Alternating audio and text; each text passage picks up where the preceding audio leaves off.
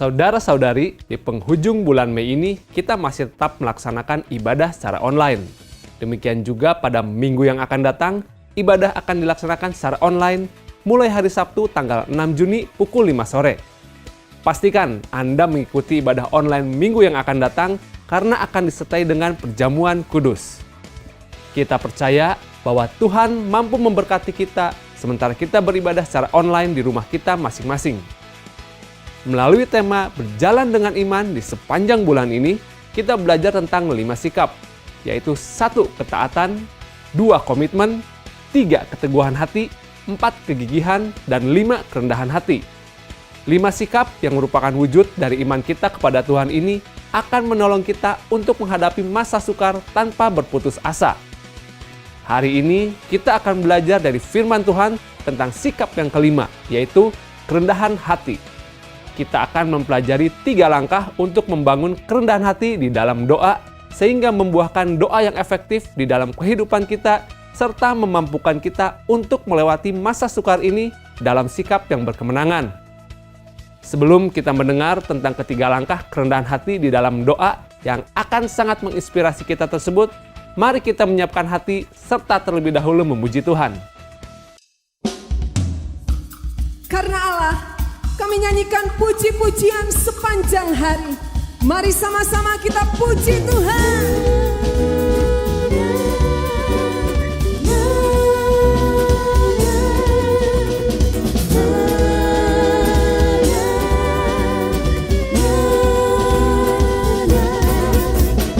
Tiada terukur besar kasih setiamu Tuhan, panjang dan lebarnya melebihi lautan.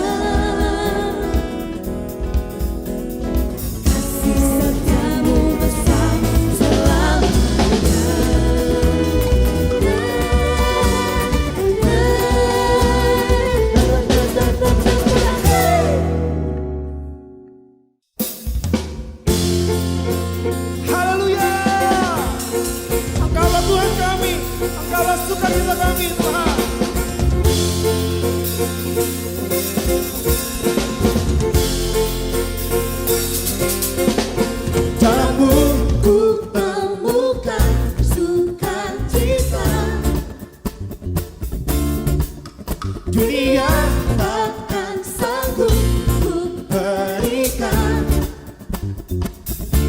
Segala bebanku pun digantikan selama ku ada di dalammu. Kaulah sukacita, pengharapan dan kehidupan. Kau beri kekuatan, haleluya, bersukacita selamanya.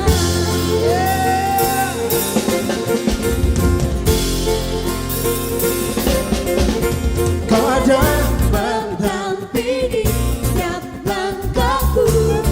Berikan kekuatan Tuhan, berikan kekuatan dengan rohmu. Janjimu yang telah menuliskan, ku punya rancangan yang indah. Kaulah sukacita, kaulah sukacita, pengharapan dan kehidupan. Kau beri kekuatan, haleluya, haleluya. Kaulah sukacita, kaulah sukacita, pengharapan dan kehidupan. Kau beri kekuatan, haleluya, bersukacita selamanya.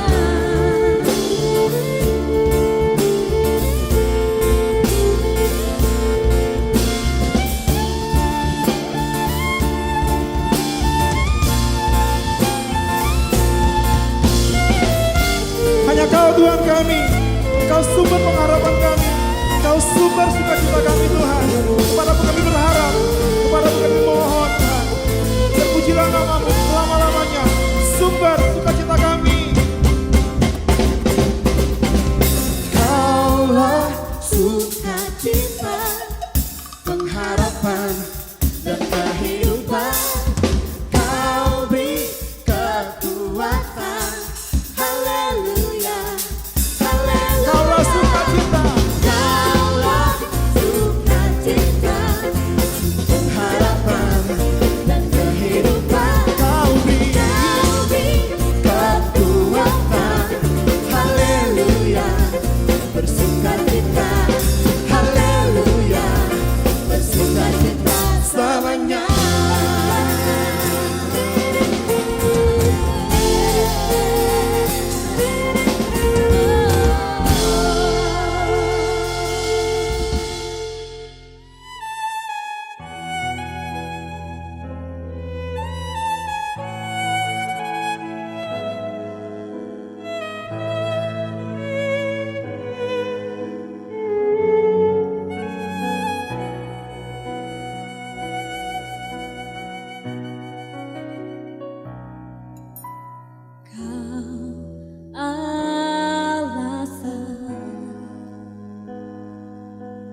Di dalam hidupku, untuk berserah penuh kepadamu.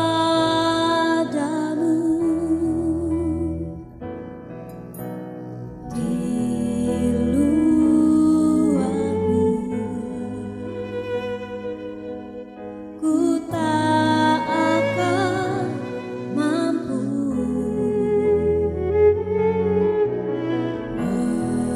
melakukan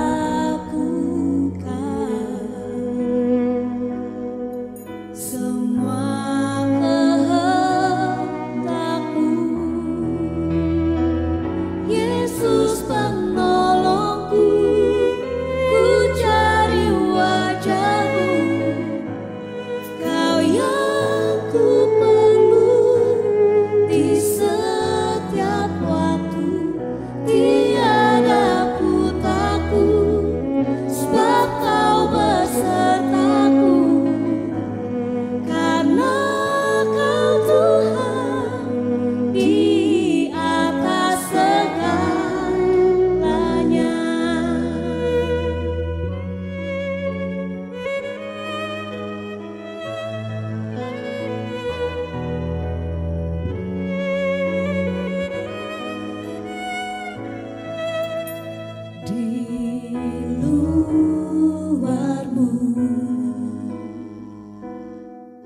ku tak akan mampu melakukan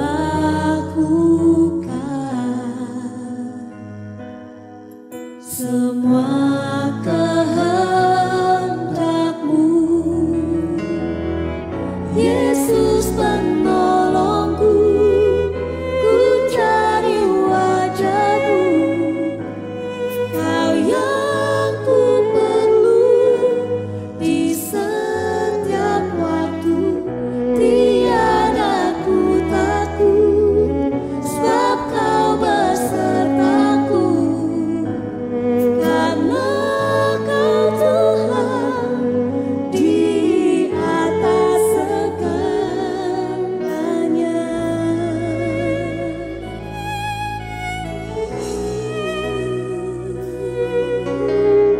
Kami perlu Engkau Tuhan di setiap langkah kami.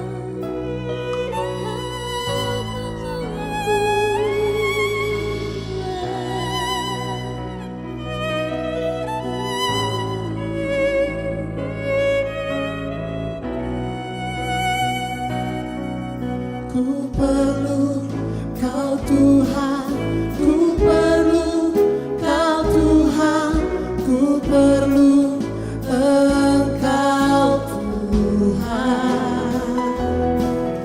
Ku perlu Kau Tuhan, ku perlu Kau Tuhan, ku perlu Engkau Tuhan. Ku perlu Kau Tuhan, ku perlu Kau Tuhan, ku perlu Engkau Tuhan. Ku perlu Kau Tuhan, ku perlu Kau Tuhan, ku perlu Engkau Tuhan.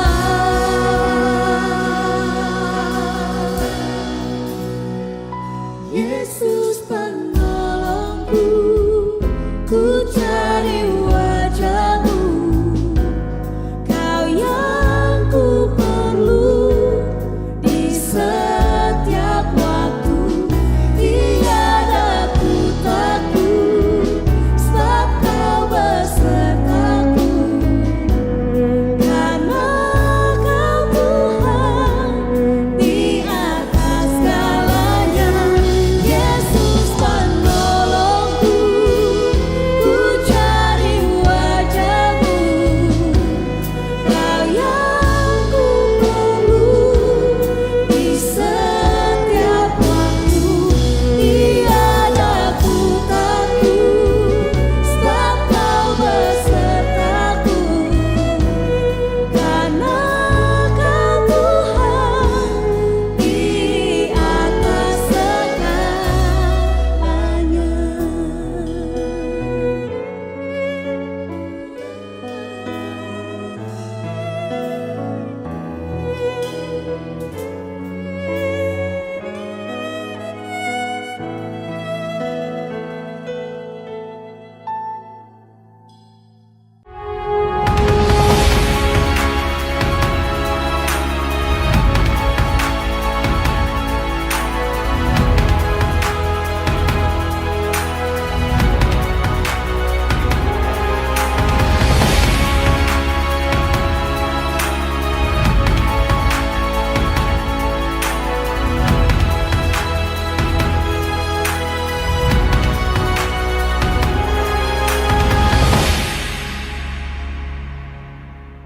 Mengapa ada orang yang berdoa dan mengapa ada orang yang tidak berdoa? Hal ini bukan karena punya waktu atau tidak punya waktu, atau punya masalah atau tidak punya masalah. Karena sesungguhnya semua orang pasti punya waktu. Sebab tidak ada orang yang hidup di luar kurun waktu. Ini juga bukan apakah karena orang punya masalah sehingga ia berdoa, atau orang tidak merasa perlu berdoa karena dia tidak merasa punya masalah. Karena sesungguhnya doa bukanlah sekadar sarana untuk meminta pertolongan kepada Tuhan. ketika kita punya masalah. Walaupun memang kebanyakan orang berdoa dengan maksud seperti itu. Sama seperti anak yang bersekolah di luar kota. Ia hanya menghubungi orang tuanya ketika ia sedang memerlukan uang. Kalau tidak ada keperluan, orang tuanya WA tidak dibalas. Orang tuanya menelpon tidak diangkat. Ya, seperti itulah cara banyak orang berlaku kepada Tuhan. Tuhan bicara, diabaikan. Dan dia tidak merasa perlu berdoa, hanya kalau dia punya masalah baru dia berdoa. Jadi kalau begitu mengapa ada orang yang berdoa dan mengapa ada orang yang tidak berdoa? Hal ini tidak terlepas dari esensi suatu doa. Apakah esensi atau intisari dari doa? Doa merupakan ekspresi dari iman dan kerendahan hati. Saya ulang, doa merupakan ekspresi atau ungkapan dari iman kepada Tuhan dan kerendahan hati yang ada dalam diri seseorang. Kalau orang di dalam iman percaya bahwa Tuhan itu ada dan Tuhan mau serta mampu menjawab doa. Dan di saat yang sama ia menyadari akan keterbatasan dirinya sehingga di dalam kerendahan hati ia bergantung pada Tuhan. Maka yang bersangkutan pasti akan berdoa. Ya, iman dan kerendahan hati seperti yang ada di dalam diri orang yang sedang mengemudikan mobil di saat hujan. Saat itu ia sedang mengemudikan mobilnya melewati jalan di daerah pegunungan. Hujan mengakibatkan jalan yang ia lalui menjadi licin. Sedangkan di sisi kiri jalan, jurang menganga dengan lebar dan dalam. Di sisi kanan, ada dinding tebing yang terjal. Jalan berliku-liku dan menurun dengan curam. Di hadapannya jalan berbelok dengan tajam. Tentu orang ini berusaha untuk mengurangi kecepatan laju dari mobilnya. Ia menginjak pedal rem. Betapa terkejut dirinya. Karena ia dapati bahwa ternyata rem mobil dalam keadaan blong alias tidak berfungsi. Akibatnya mobil meluncur dengan cepat. Seperti orang yang sedang bermain ice skating. Tidak ada jalan lain. Supaya mobil tidak terjerumus ke dalam jurang, maka ia harus membanting setir. Agar mobil yang ia kemudikan menabrak dinding tebing di sisi kanan jalan. Dan ia sangat kaget. Karena ternyata kemudi mobil mendadak patah. Rem dalam keadaan blong, kemudi patah. Sebagai akibat mobil meluncur dengan cepat tanpa terkendali. Di dalam situasi seperti itu, tanpa usah disuruh untuk berdoa. Tanpa usah terlebih dahulu ikut seminar doa. Orang tadi hampir dapat dipastikan akan berdoa. Ia akan menjerit, Tuhan tolong. Mengapa ia berdoa? Karena ia sadar bahwa dirinya terbatas. Dan tidak berdaya mengatasi kesukaran yang sedang ia hadapi. Kesadaran akan keterbatasan diri dan ketidakberdayaan itulah yang namanya kerendahan hati. Mengapa orang itu berdoa? Karena yang memandang bahwa hanya Tuhan saja yang dapat menolong dirinya. Itulah iman, yaitu percaya bahwa hanya Tuhan yang dapat menolong diri kita. Artinya doa merupakan ekspresi dari iman kepada Tuhan dan kerendahan hati. Artinya iman dan kerendahan hati senantiasa berjalan bersama. Orang yang beriman kepada Tuhan akan hidup dalam kerendahan hati. Orang yang tidak rendah hati alias sombong tidak akan sungguh-sungguh beriman kepada Tuhan. Orang yang sombong, imannya kepada Tuhan dangkal alias palsu. Orang yang sungguh-sungguh mengenal Tuhan dan menyadari siapa dirinya di hadapan Tuhan, akan hidup di dalam iman dan kerendahan hati. Berarti orang yang berjalan dengan iman akan mengekspresikan imannya itu dalam kerendahan hati. Walking by faith and responding in humility. Itulah iman yang sejati. Iman yang sejati sehingga membuahkan kerendahan hati. Itulah yang ada di dalam diri Elia. Yang bersangkutan adalah pribadi yang menonjol dalam kehidupan doanya. Sehingga di dalam Yakobus pasal 5 ayat 17 dan 18, Elia disebut sebagai contoh dari orang yang doanya efektif. Doa yang tidak sia-sia, namun mengundang jawaban Tuhan. Rasul Yakobus menyebut Elia sebagai contoh tentang bagaimana seharusnya kita bersikap dalam berdoa. Sikap iman. Yang bila kita lihat di dalam catatan 1 Raja-Raja pasal 18 ayat 41 sampai 45 nampak di dalam kerendahan hati Elia. Iman di dalam Elia tercermin dalam kerendahan hatinya. Ya, iman di dalam diri Elia berjalan seiring dengan kerendahan hatinya. Itulah iman yang mengakibatkan Elia mampu melewati masa sukar dengan berkemenangan.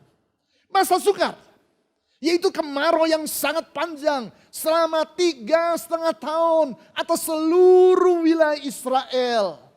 Yang ia lewati di dalam pemeliharaan serta pertolongan Tuhan. Iman dalam kerendahan hati seperti itulah yang kita perlukan di dalam melewati masa sukar. Sebagaimana yang sedang kita hadapi pada saat ini. Iman dan kerendahan hati Elia. Sebagai yang nampak dalam sikap hatinya. Ketika ia berdoa di Gunung Karmel. Yaitu berdoa agar Tuhan menghentikan kemarau panjang selama 3,5 tahun tadi. Dengan menurunkan hujan. Di situ kita dapat melihat 3 langkah dari doa yang dilakukan di dalam kerendahan hati. 3 langkah kerendahan hati yang seiring dengan iman. Sehingga membuahkan doa yang dijawab oleh Tuhan. Doa yang efektif. 3 langkah kerendahan hati di dalam doa. Yang kalau mewarnai kehidupan kita akan memampukan kita untuk melewati masa sukar seperti sekarang ini. Dalam sikap yang berkemenangan. 3 langkah tersebut adalah yang pertama. Yaitu doa dengan tujuan untuk memuliakan Tuhan. Saya ulang, doa dengan tujuan untuk memuliakan Tuhan. Bukan untuk memuliakan diri sendiri. Bukan untuk mencuri kemuliaan Tuhan bagi diri sendiri. Adakah doa yang dengan tujuan untuk mencari kemuliaan bagi diri sendiri? Ada. Doa yang dilakukan dengan tujuan agar orang memuji-muji pribadi yang berdoa. Sehingga orang berkata, wow hebat, dia orang yang hebat. Sehingga doanya manjur sekali. Jadi artinya yang dipuji-puji bukan Tuhan yang kepadanya kita berdoa, tapi kita yang berdoa. Artinya doa yang ia lakukan untuk memamerkan kehebatan dirinya. Kehebatan, entah dalam hal keindahan bahasa yang digunakan. Kehebatan, entah dalam panjangnya doa. Kehebatan, entah dalam hal kesaktian dari yang bersangkutan. Singkat kata, doa yang bertujuan untuk memamerkan kehebatan dari si pendoa. Bukan untuk memuliakan Tuhan. Yang kepadanya kita berdoa. Ingat, bukan sikap seperti itu yang ada pada diri Elia dalam berdoa. Lihat apa yang ia lakukan dalam berdoa. Seperti yang dicatat di dalam 1 Raja-Raja pasal 18 ayat 41 dan 42. Peristiwa ini terjadi segera sesudah Elia berdoa memohon agar Tuhan menjawab doa yang ia panjatkan di Gunung Karmel. di hadapan seluruh rakyat Israel. Raja Ahab, raja yang memerintah Israel pada waktu itu, dan para nabi Baal serta Asyera. Allah menjawab doa Elia. Api turun dari langit dan membakar korban yang disiapkan oleh Elia di atas mezbah. Sehingga dengan demikian seluruh rakyat Israel tahu siapa Allah yang benar. Bukan Baal dan Asyera yang adalah berhala yang mati. Namun Allah yang disembah oleh nenek moyang mereka. Yaitu Abraham, Ishak dan Yakub. Allah yang dilayani oleh Elia. Akibatnya mereka kembali kepada Allah yang benar. Dan meninggalkan Baal. Dan Elia menyuruh mereka menumpas para nabi Baal serta nabi Asyera.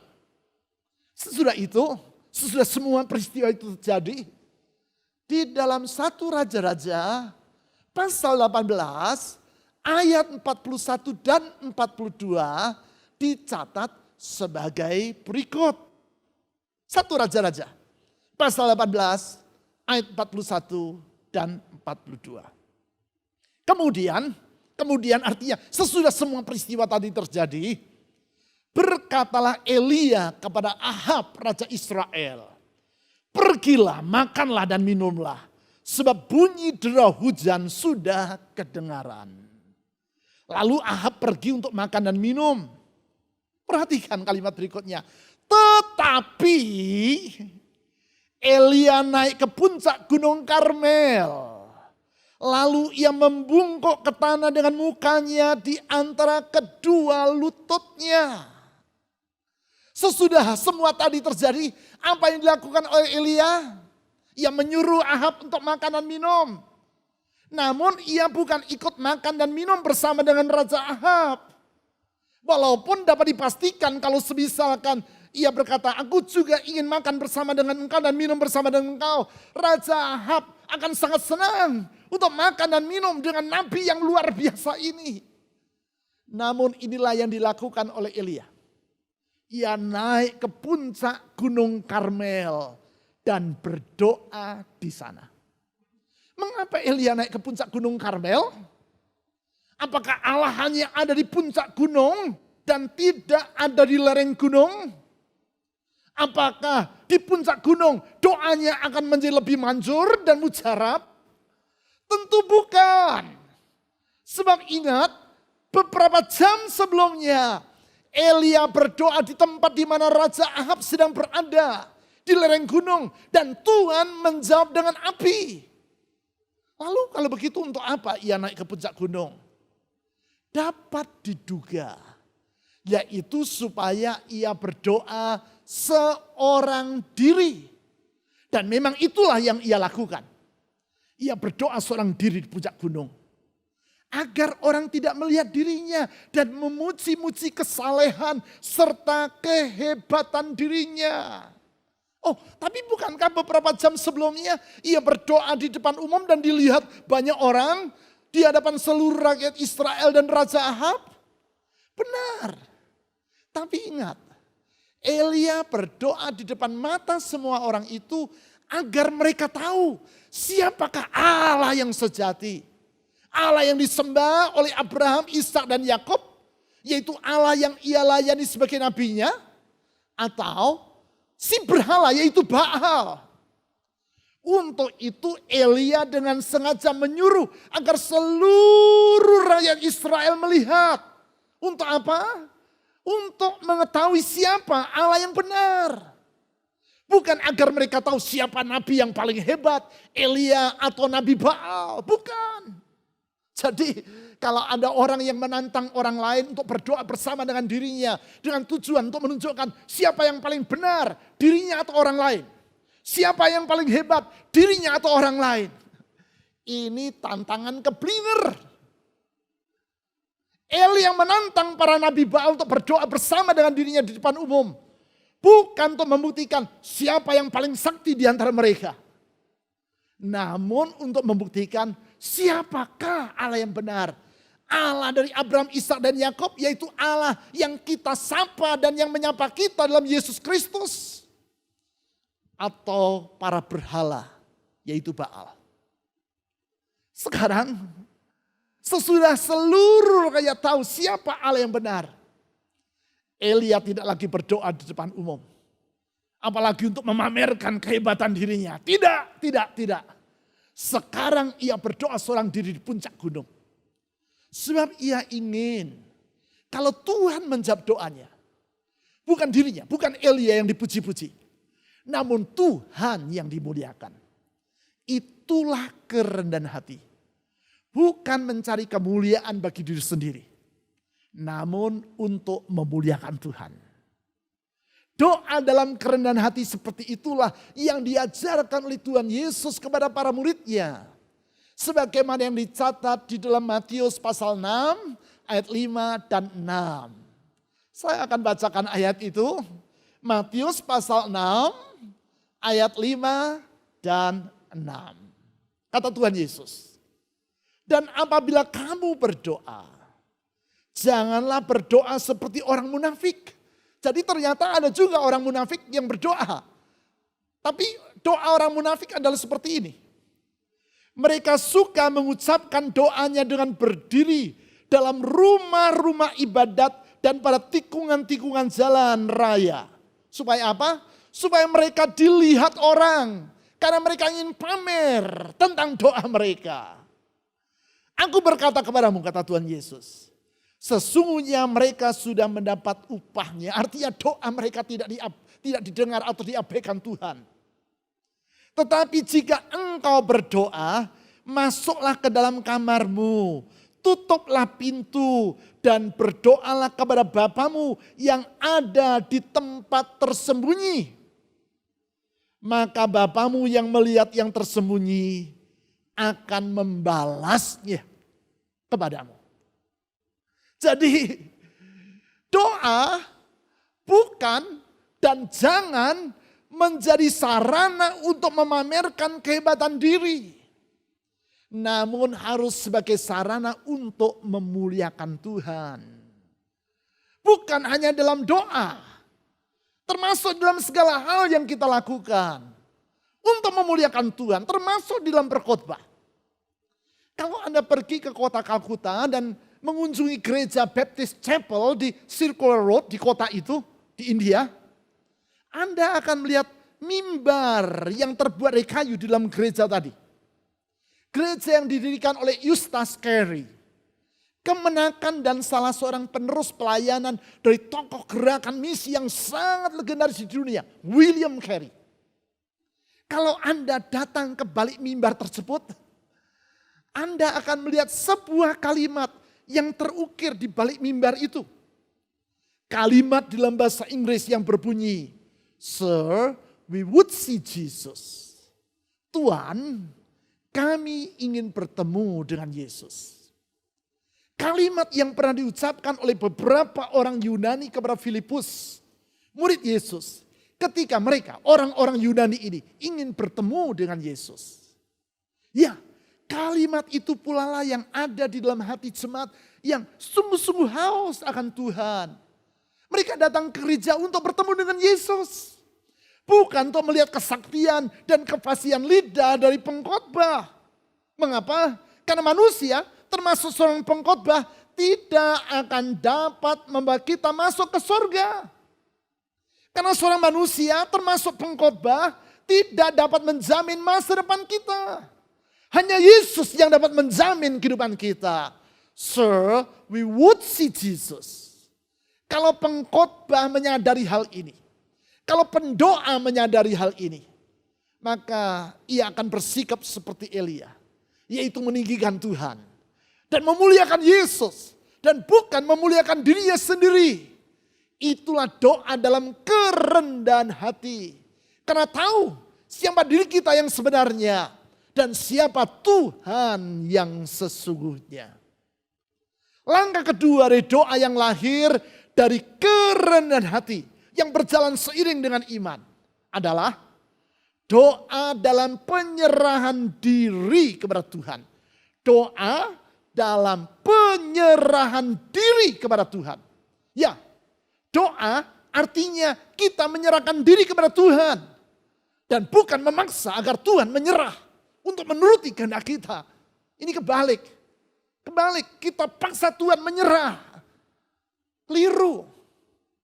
Penyerahan diri dalam doa.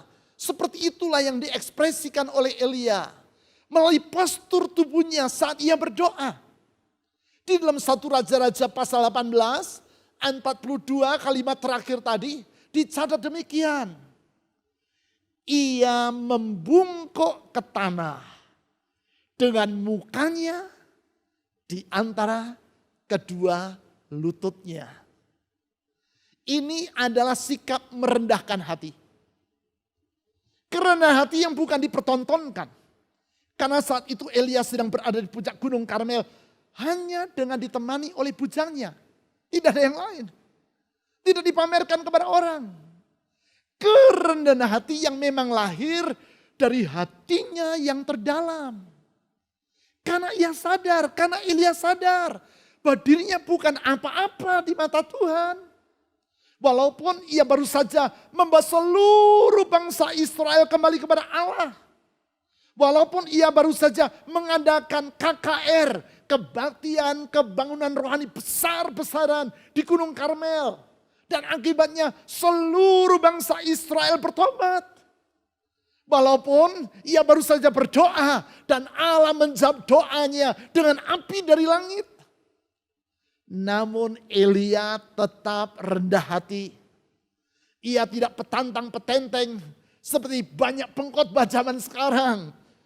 Baru hebat dikit sudah takabur. Bukan, tidak. Elia bukan dan tidak bersikap seperti itu. Ia menyerahkan diri kepada Tuhan dalam doa. Sebagaimana yang terungkap dalam postur tubuhnya. Ia berlutut sampai mukanya ke tanah. Anda pernah melihat atlet angkat besi? Yang diperlukan oleh atlet angkat besi ini agar ia mampu mengangkat barbel yang sangat berat. Bukan hanya otot tangan yang kuat. Namun juga otot paha yang kokoh. Sebab ia harus mengangkat barbel. Kemudian menaruh di pundaknya. Lalu ia menggerakkan dan mengubah posisi kakinya. Dan dengan kekuatan paha dan betisnya, ia berdiri. Dan baru akhirnya ia mengangkat barbel tadi dari pundak dengan kedua tangannya ke atas. Berarti atlet ini harus melatih otot-otot paha dan betisnya. Bagaimana cara untuk menguatkan otot paha dan betis? Ia harus melatihnya dengan berjongkok. Semakin rendah dan semakin sering berjongkok. Sehingga otot paha dan betis menjadi kuat. Alhasil ia akan mampu mengangkat barbel yang berat. Begitu juga untuk mengatasi beban dan kesukaran hidup ini. Kita harus banyak berjongkok, berlutut, berdoa, merendahkan diri di hadapan Tuhan. Berlutut, merendahkan diri di hadapan Tuhan. Bukan masalah berlututnya, tetapi merendahkan diri di hadapan Tuhan itu. Doa yang melatih kerendahan hati kita. Doa yang memelihara kerendahan hati kita. Doa yang lahir dari kerendahan hati. Dan doa yang seperti itu mengakibatkan otot-otot iman kita menjadi kuat. Sehingga sama seperti Elia. Kita dapat melewati masa sukar dengan sikap yang berkemenangan. Sekarang langkah ketiga. Dari doa yang lahir dari kerendahan hati. Yang berjalan seiring dengan iman. Adalah doa yang tidak bersungut-sungut. Doa dengan tidak bersungut-sungut. Bersungut-sungut kepada Tuhan. Inilah doa yang memasrahkan diri kepada Tuhan dengan yakin bahwa Tuhan mampu menjawab doa kita tepat pada waktunya.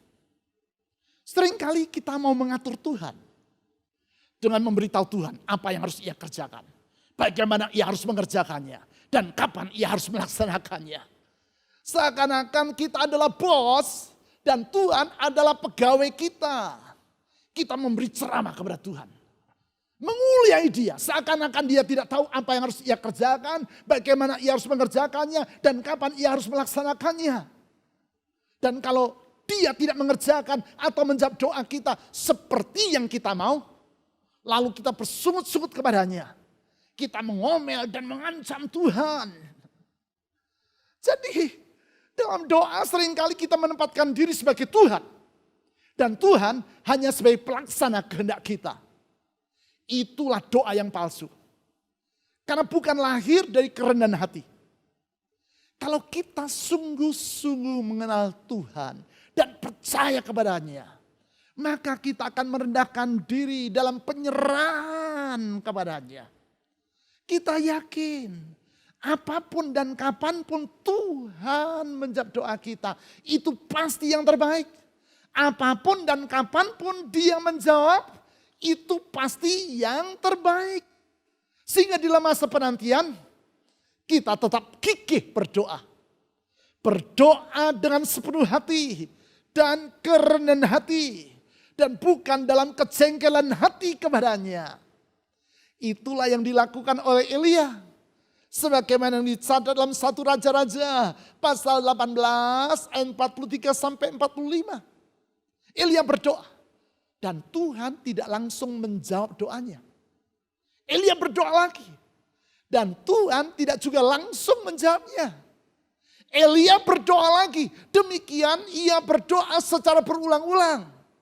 Berulang-ulang bukan dengan maksud untuk memojokkan Tuhan atau memaksa Tuhan. Bukan. Namun ia lakukan itu dengan penuh penyerahan diri tanpa mengeluh, mengomel ataupun menggerutu kepada Tuhan. Lihat catatan 1 Raja-Raja pasal 18 ayat 43 dan 45. 1 Raja-Raja pasal 18 ayat 43. Setelah itu ia berkata kepada bujangnya, naiklah ke atas, lihatlah ke arah laut. Bujang itu naik ke atas. Ia melihat dan berkata, tidak ada apa-apa. Kata Elia, pergilah sekali lagi. Demikianlah sampai 7 kali. Pada ke-7 kalinya berkatalah bujang itu, wah, awan kecil sebesar telapak tangan timbul dari laut. Lalu kata Elia, pergilah, katakan kepada Ahab, pasang keretamu dan turunlah, jangan sampai engkau terhalang oleh hujan. Maka dalam sekejap mata, saya ulang, maka dalam sekejap mata langit menjadi kelam oleh awan badai. Lalu turunlah hujan yang lebat. Ahab naik kereta lalu pergi ke Yisrael. Di sini catat, setiap kali Elia menyuruh bujangnya melihat ke arah laut, bujangnya memberi kabar bahwa Tuhan belum menjawab doanya. Apakah yang dilakukan Elia? Elia tidak ngamuk. Elia tidak mengomel kepada Tuhan. Tidak. Ia lakukan apa yang menjadi bagian dirinya. Yaitu berdoa dengan setia. Itulah kerendahan hati. Karena percaya bahwa Allah berdaulat.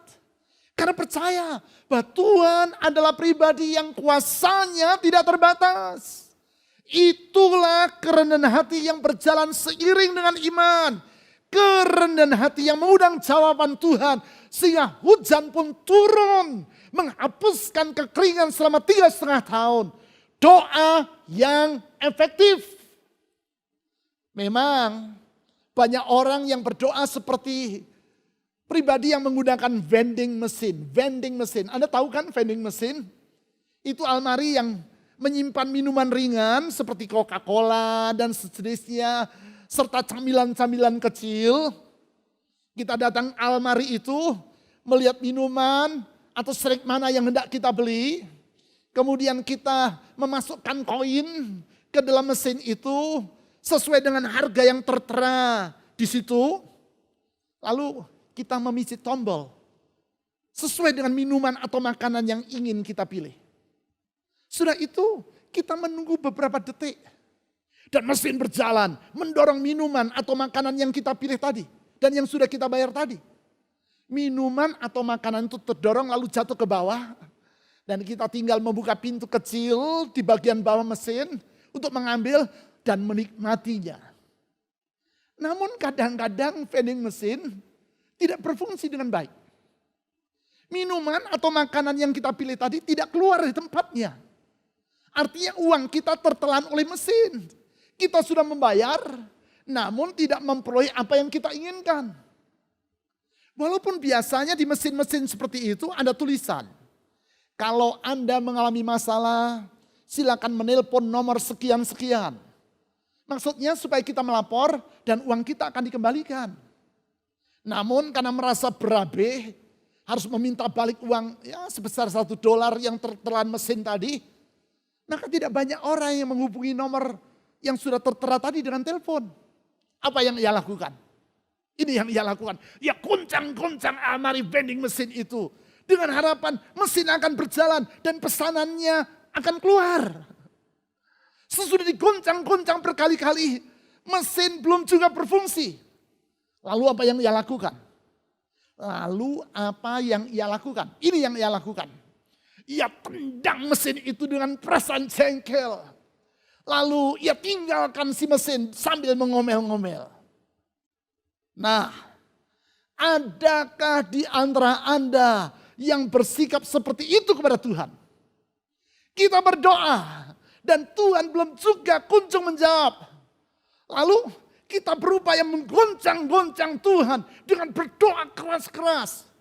Karena siapa tahu Tuhan sedang tertidur. Dan kalau dia belum juga menjawab, dia belum juga menjawab doa kita, maka kita berusaha menendang dia dari kehidupan kita. Dengan berkata, sudah kalau begini tidak usah Tuhan-Tuhan lagi. Saya mau hidup semau diri saya. Lalu kita tinggalkan Tuhan sambil mengomel-ngomel. Ada di antara saudara yang begitu? Bukan itu yang dilakukan oleh Elia. Elia tahu diri. Elia tahu siapa dirinya di hadapan Tuhan. Bahwa ia bukan apa-apa dan bukan siapa-siapa di hadapan Allah. Allah berdaulat. Itu sebabnya sebaliknya marah-marah kepada Tuhan. Elia merendahkan diri dalam penyerahan diri kepada Tuhan. Tak heran sebagaimana yang dicatat dalam Yakobus pasal 5 ayat 17 dan 18. Elia disebut sebagai contoh dari orang yang doanya efektif. Doa yang tidak sia-sia. Namun mengundang jawaban Tuhan. Itulah doa yang lahir dari kerendahan hati. Kerendahan hati yang berjalan seiring dengan iman. Kerendahan hati. Sehingga pertama, Elia berdoa dengan tujuan untuk memuliakan Tuhan. Bukan untuk memuliakan dirinya sendiri. Kedua, ia berdoa dalam penyerahan diri kepada Tuhan. Bukan dengan mendikte atau menceramai Tuhan. Seperti seorang bos yang mendikte dan menceramai bawahannya. Bukan. Namun dalam penyerahan diri. Karena kerendahan hati. Yang ketiga, ia berdoa dengan tidak bersungut-sungut, ngomel, menggerutu kepada Tuhan. Tidak, Elia yakin Tuhan baik, Tuhan setia, dan rencananya selalu yang terbaik. Dan Allah tidak akan pernah mengecewakan orang yang berharap kepadanya. Sikap rendah hati yang berjalan seiring dengan iman itulah yang mengakibatkan doa menjadi doa yang efektif. Mengapa efektif? Karena itulah doa yang sesungguhnya. Yaitu ungkapan atau ekspresi iman dan kerendahan hati di hadapan Tuhan Yesus. Doa yang sejati yang akan mendatangkan jawaban Yesus dalam doa kita. Doa yang semu, doa yang munafik kata Tuhan Yesus tidak akan dihiraukannya. Sikap rendah hati akan dihargai Tuhan. Karena Tuhan Yesus adalah pribadi yang rendah hati. Di dalam kerendahan hati, ia telah rela datang ke dunia bersama dengan manusia, mengorbankan diri dengan menderita sampai mati di kayu salib demi manusia berdosa seperti diri kita, demi manusia hina seperti Anda dan saya. Oleh kasih dan kerendahan hatinya itu, kita diselamatkan. kasih dan kerendahan hati yang menjamin masa depan kita. Kalau kita sungguh percaya kepadanya, sama seperti dengan Elia, kita akan dapat melewati masa sukar ini di dalam pertolongan, pemeliharaan, dan mujizat Tuhan. Mari kita berdoa. Tuhan Yesus, kuasa-Mu tidak terbatas. Kesetiaan-Mu turun-temurun. Engkau tidak pernah ingkar janji. Apapun yang Kau firmankan, Engkau sanggup untuk mengerjakannya. Engkau maha besar. Engkau tidak terbatas. Sedang kami manusia yang terbatas. Kami manusia yang tidak ada apa-apanya di hadapan-Mu. Di dalam kesadaran itu kami datang merendahkan diri di hadapan-Mu. Dalam kesadaran itu kami datang dalam iman dan bergantung kepada-Mu. Melewati masa-masa yang tidak mudah ini. Kalau kami mengandalkan kemampuan kami akan dapati bahwa ternyata kemampuan kami terbatas dan tidak akan mampu menolong diri kami. Tetapi kalau kami datang kepada-Mu, ya Tuhan Yesus, kalau kami datang kepada-Mu, kami akan mampu melewati masa sukar ini dalam pertolongan, penyertaan dan pemeliharaan-Mu. Karena Engkau tidak pernah abai. Engkau tidak pernah lalai di dalam menepati janji-Mu dan di dalam memelihara umat-Mu. Kepada-Mu ya Tuhan Yesus. Kepada-Mu ya Tuhan Yesus kami bergantung. Kepada-Mu ya Tuhan Yesus saya menyerahkan seluruh jemaat-Mu yang sedang mengikuti ibadah ini dimanapun mereka berada. Apapun yang menjadi pergumulan hidup mereka. Tuhan Yesus, Engkau jawaban bagi hidup kami. Ulurkan tangan-Mu yang menyembuhkan. Ulurkan tangan-Mu yang mengangkat. Ulurkan tangan-Mu yang memulihkan. Ulurkan tangan-Mu yang membuka pintu itu. Kalau Engkau sanggup menghapuskan kekeringan 3,5 tahun di atas Israel dalam 1 hari. Engkau juga sanggup mengerjakan yang sama dalam hidup kami. Membalik keadaan, mengubah keadaan, memberikan harapan bagi kami. Memberikan jaminan untuk masa depan kami. Kepada-Mu ya Tuhan Yesus saya mempercayakan kawanan domba-Mu yang Kau beli dengan darah-Mu sendiri. Biji mata-Mu, hati yang Kau kasihi. Oh Tuhan Yesus, saya menyerahkan permata hati-Mu ini ke dalam tangan-Mu. Iring, sertai, tuntun hidup kami. Melewati masa kelam, karena kami tahu di balik kekelaman ada terang Allah yang sedang menanti kami. Dan di dalam terang-Mu kami dapat melihat ada harapan. Di dalam nama di atas segala nama. Nama yang manis, nama yang menyelamatkan. Nama Yesus Kristus Tuhan. Amin.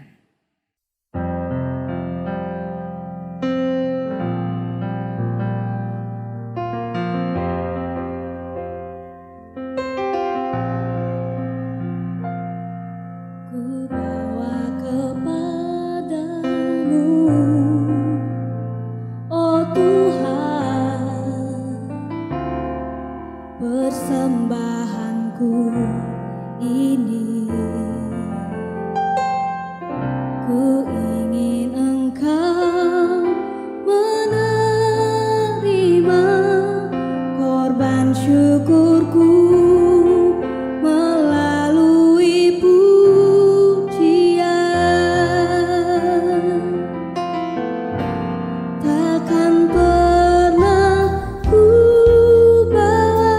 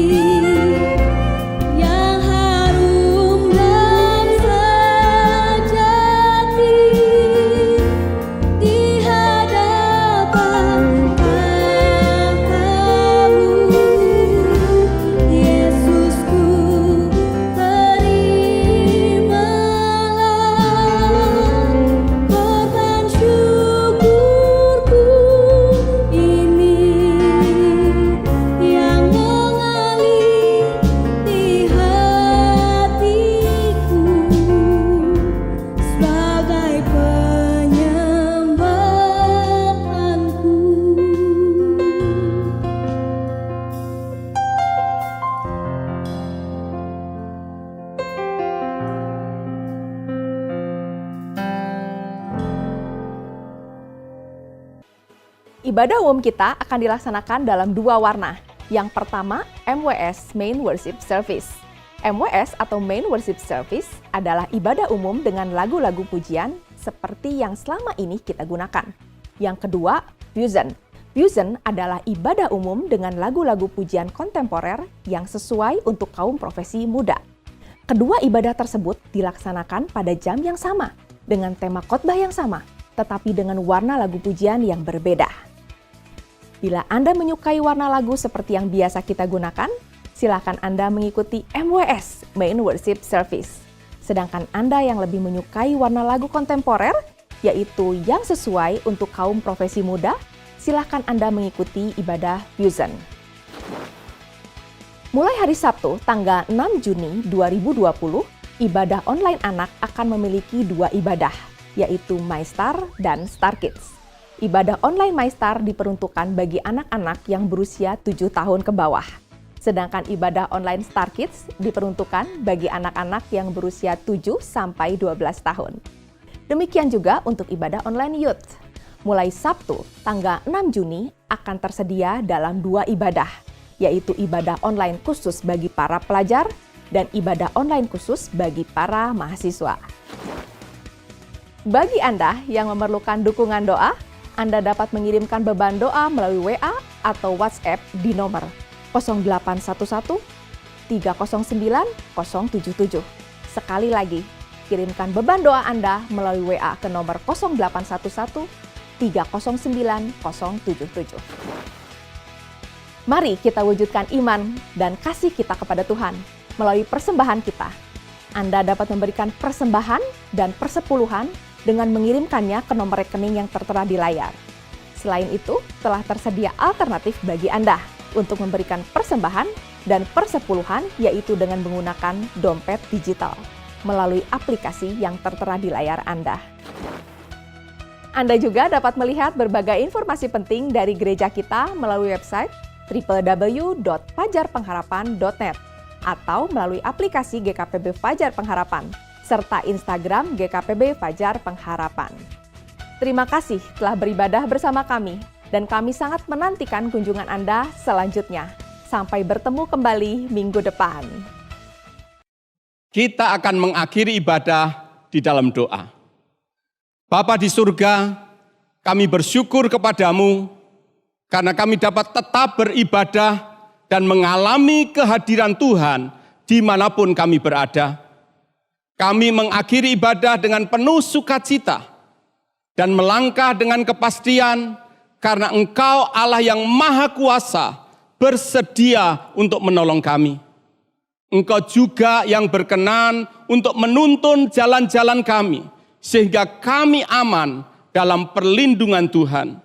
Kami berdoa Engkau memberkati jemaat-Mu ya Tuhan, lindungi dari segala mara bahaya, sembuhkanlah yang sakit. Kami meminta mujizat kesembuhan terjadi di dalam nama Tuhan Yesus Kristus. Berkati keluarga dari setiap jemaat-Mu ya Tuhan. Keperluan mereka Engkau juga yang menjaminnya. Berkati usaha pekerjaan umat-Mu. Turunkanlah hikmat-Mu dalam kehidupan mereka. Sehingga mereka dapat mengambil keputusan-keputusan yang tepat di masa yang sukar ini. Berkati hidup mereka sehingga mereka juga dapat menjadi saluran berkat bagi orang lain.